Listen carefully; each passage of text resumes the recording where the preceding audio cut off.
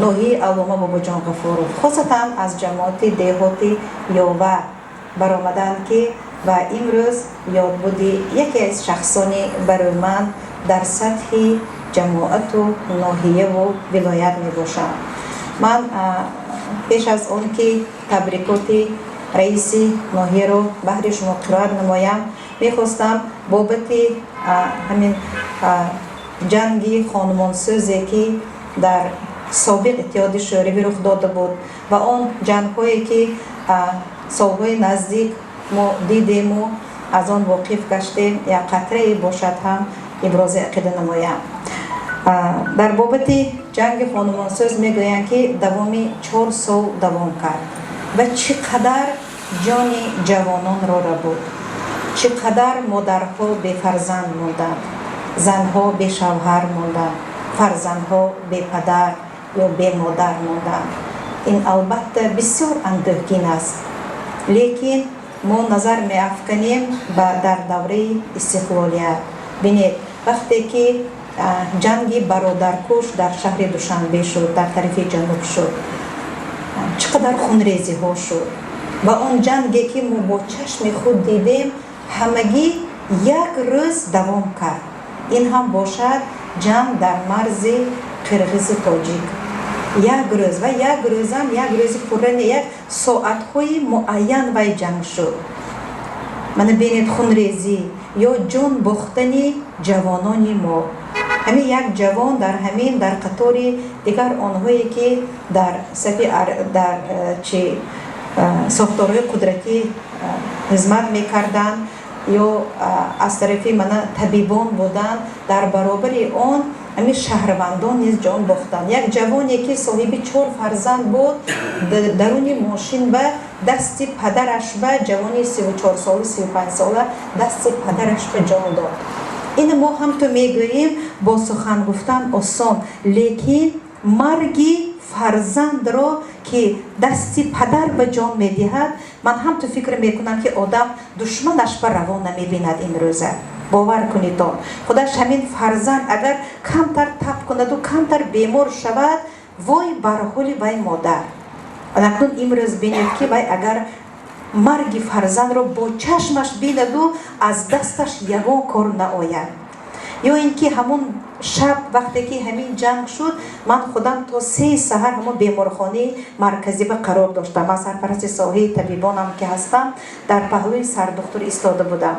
همین ماشین یاری تجلی کتی همین قفاش به بالای هم پرتافته همون مجروح گشتگی های همونجا به آوردن. یکمین بار من حیاتم به همونجا دیدم خونی بسیار یا جوانانی که مجروح شده بودن در همین جنگ خانمانسوزی که چند ساعت همگی دوام کرد. همین خیلی شد که برای جراحی کردن حتی طبیبان همین شعبه تولد را دام میگوییم که همین خیلی همه جا بند شد که گفتن که معلم ما اکنون شعبه همون تولد باید میداریم برای جراحی کردن و اینها رو ما باید که نجات دهیم. اگر بینید هیچ کس ماشینش گراژ به درآورده نمیماند، همون روی حولی دام به درآورده میمانند، قطار ماشین‌های گران ارزش میایستند. این از چی گواهی میدهد؟ ما آرام از همه مهم این تینجی است. همون سالهایی که جنگ بود کنی کوچه به یگان کس جرأتی برآمدن داشت نداشت، همه کناره‌جویی میکردن. همون جنگی 98 محمود خدایبردی سال 12 10 شب برای همه جا چراغ‌ها روشن، تینج آرام، از یگان چی ما خواطری نداریم، ترس و بیم نداریم. ما باید این به بی‌طرف نباشیم. بی‌طرفی میگویند که این بی‌شرفی است. ما باید که حتما واکنش کنیم، اظهارات کنیم. من گفتنیه که همین تینج و آرامی ما و شما از همین ساختارهای قدرتی است. و خواه کمیته امنیت باشد، خواه شبه کارهای داخلی باشد، خواه ساختار پرکراتور باشد که شب و روز ویها کار میکنن که ما و شما خاطر جمع هستیم. یکان جا رفته خواندن، کار کردن، برآمد کردن، هنر آموختن نه، یعنی که غلامی بری خانه خود است، غلامی دولت است. امروز زن مادر در دولت افغانستان میلیون بار ما شکر میکنیم. یا اینکه دولت اوکراین رو من دیده ایستاده چخیل من یک اوکراینی که کیف یک شهری بهترین و شهری زیباترین میگفتن امروز بینید من چخیل احوال به گرفتار شده است از تنظیم بیرون پانیم همین خیلی ما همه از خود رفتیم که همین خیلی تویهای با دبدبه کردیم که 1000 کس اضافه بیم قش دادیم و توی دادیم و جناب عالی امروز تنظیم جاری کردن محترم امامی رحمان هم در نظر است که سمیه نویم در این چاره‌بینی با شکوه اشتراک میکنند در خطور دیگر سران دولت ها و ما در ساده است من در اینجا مهمانان هستند باز برآمد کرده فکرهای خود را ابراز میکنند. اول من میخواستم بر فاشیسم با تنتنه تجلیل مینمایند در این روزهای فرح بخش که به مناسبت هفته پاس خاطر کارهای آبادانی و سازندگی و کلی همدیاران عزیز را به افتخار 80 سالگی غلبه بزرگ تبریک و مبارکباد می‌نمایم. در تاریخ طولانی حیات بشر 100,000 نفر شهروندان جمهوری که 20,000 آن را ابرمردان ناحیه تشکیل می‌کنند اشتراک نمودند و اسماعیل حمزلی همچون قهرمان اتفاق سوویتی اعتراف گردیدند. این سنه تاریخی در قطار سابقه‌داران جنگ و آدمان کلانسال و خیر و روحشان شاد بود. کارنامه پدرانه قهرمان و آنهایی که با سری بلند از میدان جنگ برگشتند در بنیاد دولت دموکراتی حقوق بنیاد دنیوی و پیشرفته برای امروزیان همیشه دستور زندگی و فعالیت می باشد. در حفظ و حمایه مرز و بوم وطن همیشه آماده می باشند. رئیس ناحیه نصرت الله سلیم‌زاده. سلامت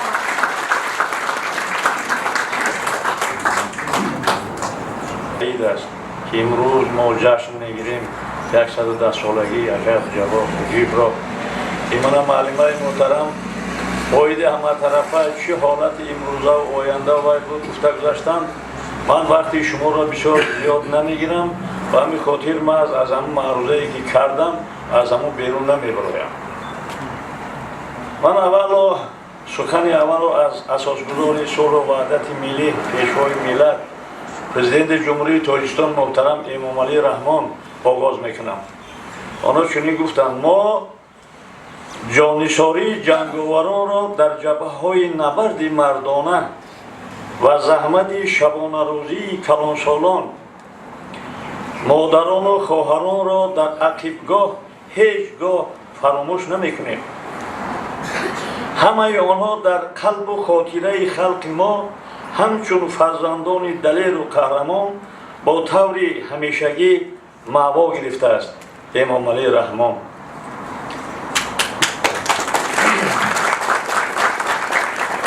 پیش تباران عزیز، حاضرین گرامی،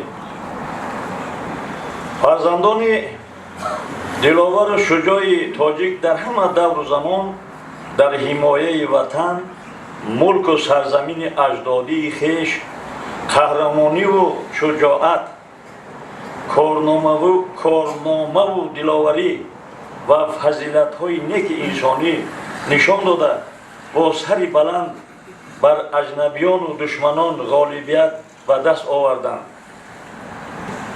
یکی از فرزندان دلیر وطن، اشتراکی جنگ بزرگ وطنی، مرد ظفرمند و نیکنام شادروان اکه عبدالجبار حاجیف زاده دهه بیاوه ناحیه باباجان غفور می باشد که در جنگ ظفر یافته قهرمانی های بی‌مثل نشان داده است.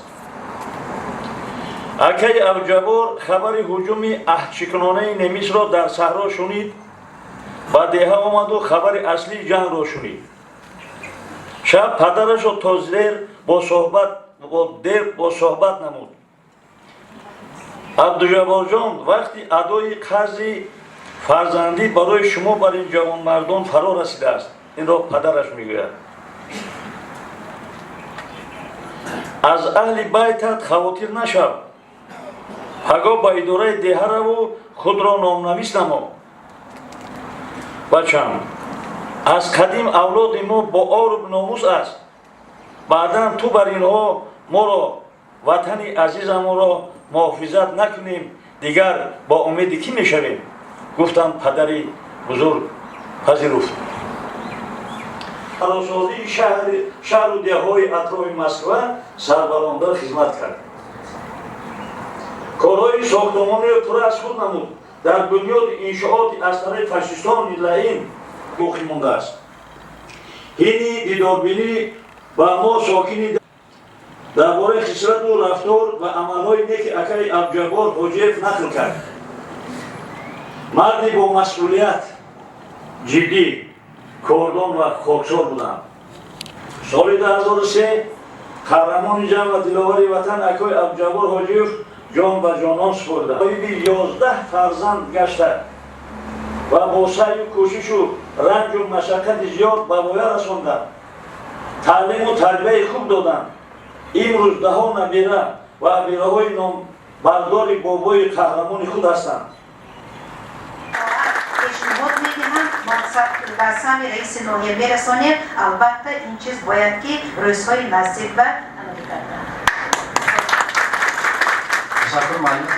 ما این نقشه گرفتگی روزهای نزدیک ما همین کوچی انتخاب کردیم. خدا خواهد میشه نصیب میکنیم که به احترام و عزت پدرها، باباها، مادرهای ارجمندمان اینجا جمع شدیم سپاسگزاری میکنم. برای اونهایی که امروزه محفل جلسه این تنتنه را تشکیل کردن سپاسگزاری میکنم.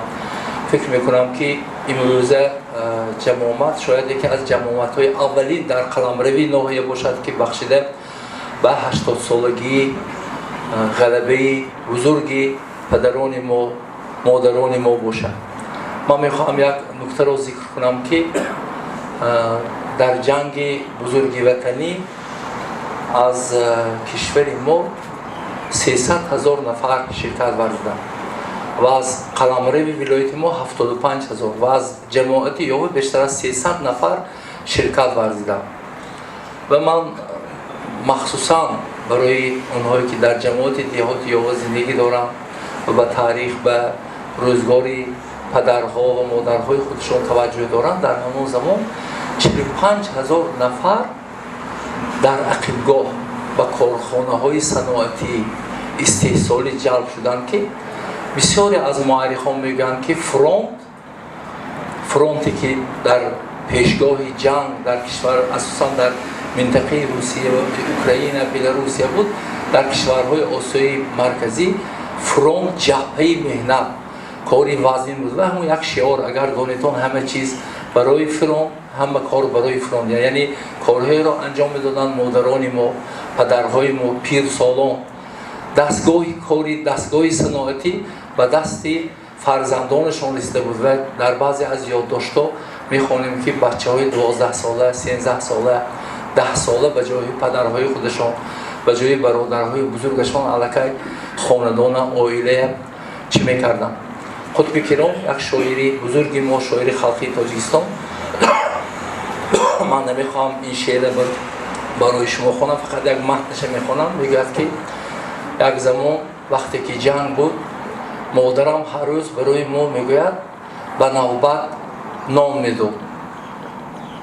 7 نفر 8 نفر در یک عائله اینقدر وزن بود و می در آمد همون توی سفره میگیم، سفره جستجو میکرد، در آمد که نام نیست، فقط مشبه بوی ارد و بوی نام میزد. خب مادرش میرود میگه نام ده، مادرش میگه صبر کن فردای دیگر نام میشود. و در ادامهش قطب کرام میگه که بعد اینقدر زندگی آسوده شد، زندگی آرام شد، زندگی خوب شد، زندگی بهتر شد. به بوی هر روز من از نانوای خانه ها میگذرم، از خانه بوی نان میشنوم، بوی بهترین طعام ها به مشامم میرسد، ولی همون بوی سفره خالی مادر میگوید از یادم نمیبره. یعنی یک چیزی هست که اینو باید که من شما درک کنیم، تصور کنیم.